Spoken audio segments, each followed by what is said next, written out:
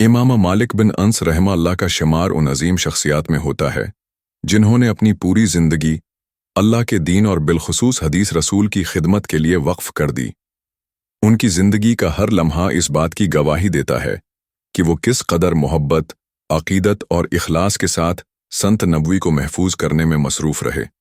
कहा जाता है कि इमाम मालिक जब भी हदीस बयान करते तो नहायत बावजू और खुशबू लगाकर बयान करते, क्योंकि उनका अकीदा था कि ये रसूल अल्लाह के अल्फाज हैं। उनका अदब और एहतराम ज़रूरी है।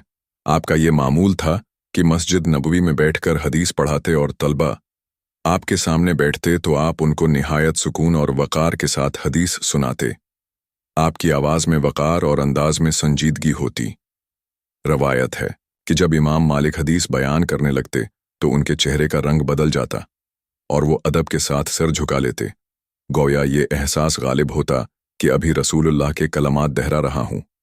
यही वो जज्बा था जिसने इमाम मालिक को हदीस का पहाड़ बना दिया। उनका हाफिजा इतना ज़बरदस्त था कि हज़ारों अहादीस उन्हें ज़बानी याद थीं। बचपन ही से उन्हें इल्म का ऐसा ज़ौक़ था कि दिन रात इल्माए मदीना के पास बैठकर हदीस सुनते और लिखते रहते। आपके असातिज़ा में बड़े बड़े ताबईन शामिल थे जिन्होंने बराह रास्त सहाबा कराम से फैज़ हासिल किया था। इस तरह इमाम मालिक की सनद बहुत बुलंद और कवी शुमार होती है। आपने सबसे ज़्यादा वक्त हदीस को समझने, याद करने और उम्मत तक पहुँचाने में लगाया। उनकी मशहूर किताब अल-मुअत्ता तारीख़ इस्लाम की पहली बाकायदा हदीसी किताब समझी जाती है, जिसे उम्मत ने हाथों हाथ लिया।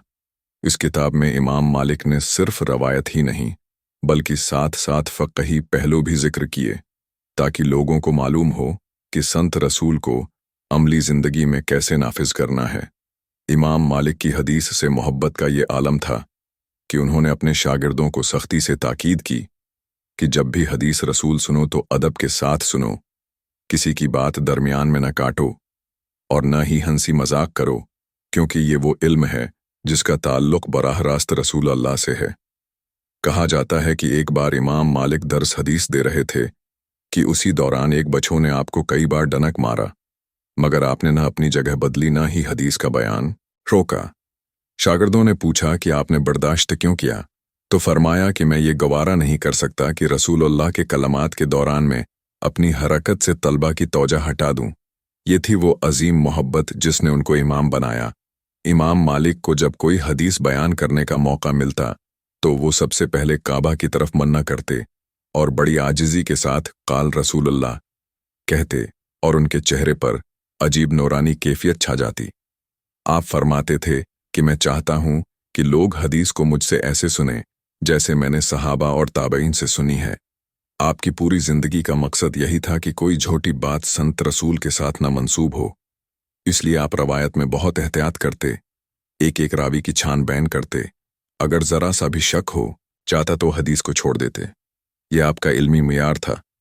इमाम मालिक की मेहनत और मोहब्बत की बदौलत हदीस की हिफाजत का वो बाब लिखा गया जो आज तक अमत के लिए सरमाया है।